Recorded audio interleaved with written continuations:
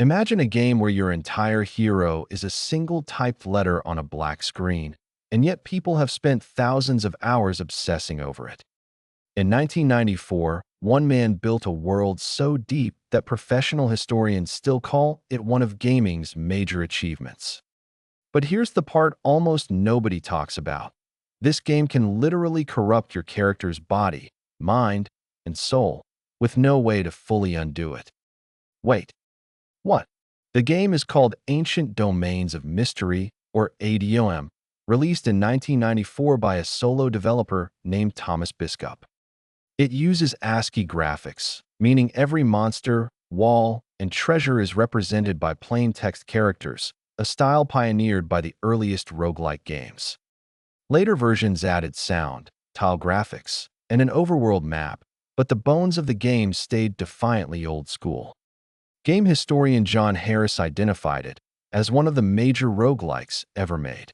The world of the game is called Ancardia, centered on a mountainous region known as the Dracular Chain. For 6,000 years, this world knew peace, until dungeons and monsters began appearing without warning. A sage named Kelavaster uncovers an ancient prophecy about the coming of chaos and a champion destined to stop it. Naturally, heroes from across the land set out to answer that call, and you are one of them. Before you even step into the Dracular Chain, the game hands you an enormous decision: 12 races and 22 character classes combined into hundreds of possible heroes. Each combination changes gameplay in ways both subtle and dramatic, from combat style to how monsters and gods react to you.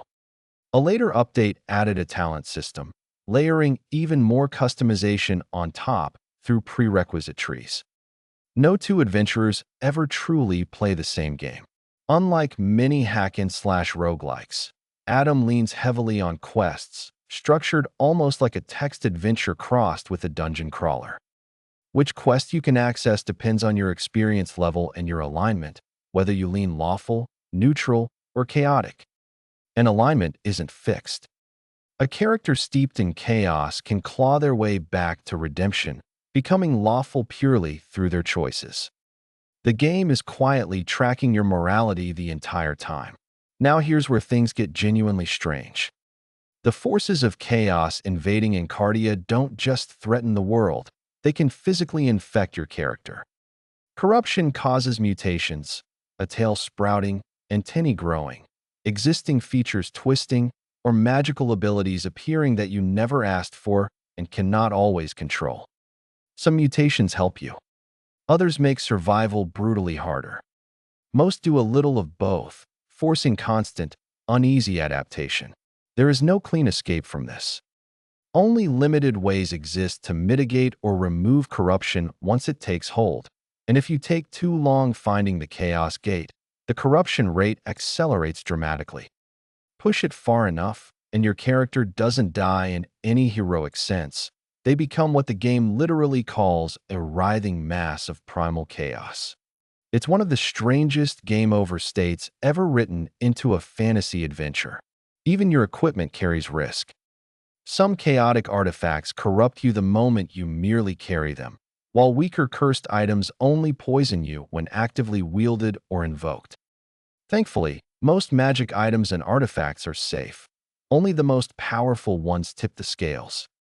But this creates a genuine dilemma for players who master smithing. Is a legendary artifact really worth the danger it silently carries? Here's the twist. A patient, highly skilled smith can enhance ordinary weapons and armor beyond the power of most artifacts in the game. But that kind of mastery takes serious time, and time is exactly what corruption feeds on. Every hour spent perfecting a blade in a forge is an hour spent exposed to the chaos spreading outside. The game punishes patience just as easily as it rewards it. Even the plants in this world hide something bizarre. Herbs growing on certain levels follow rules borrowed directly from Conway's Game of Life, the famous mathematical simulation of cells living, dying, and multiplying based on their neighbors. Any character can harvest these herbs, but those with the right skills can plant seeds and cultivate their own herb gardens deep underground. A cellular automaton, quietly growing medicine inside a fantasy dungeon. The world remembers more than just plants. A system called Monster Memory tracks what your character, not you the player, has personally learned about each creature they've fought.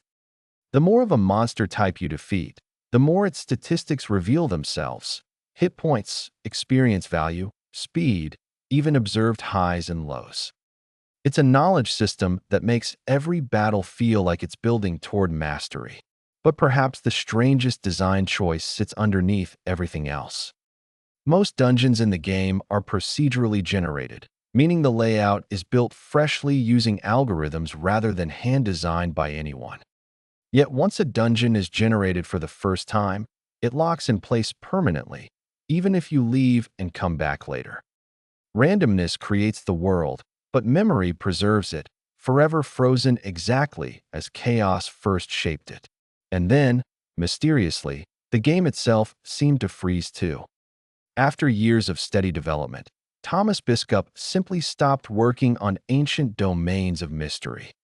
For 9 full years, the project sat untouched, no major updates, no clear explanation given in the historical record, just silence hanging over Ancardia like an unfinished prophecy. Fans were left wondering if the Dracula chain would ever be touched again. Then, in 2012, Biskup came back. He revisited the game he'd left behind, and this return wasn't small. It eventually led him toward building a full sequel engine called Ultimate ADOM, designed to power future roguelike games. The revival began quietly too. An updated version of the original game was first made available only to sponsors of his crowdfunding campaign, a reward for the people who believed the project could still return. From there, later versions, starting with build 1.15.2.60, finally reached the wider internet and digital distribution platforms. A game that had sat frozen for nearly a decade was suddenly playable, updated, and alive again, decades after its original 1994 release. What could have simply ended in abandonment instead became one of the longest, strangest development revivals in roguelike history. So why does any of this matter? Because ancient domains of mystery proves that complexity doesn't need graphics, budgets, or teams of hundreds. One person, using plain text characters, built shifting alignments, living plant ecosystems, permanent memory systems, and a corruption mechanic disturbing enough to end your character's story entirely. It's recognized today as a major roguelike precisely because of how much unpredictable depth was packed behind those simple ASCII symbols. An entire mythic world, a 9-year disappearance, a corruption system with a genuinely horrifying ending, and math from Conway's Game of Life quietly growing herbs underground, all hiding inside a game most people dismiss as just letters on a screen. If a story like this can hide inside a 1994 roguelike, imagine what else is hiding in the games we think we already understand. If this blew your mind, subscribe, because wait, what? Digs up the next one.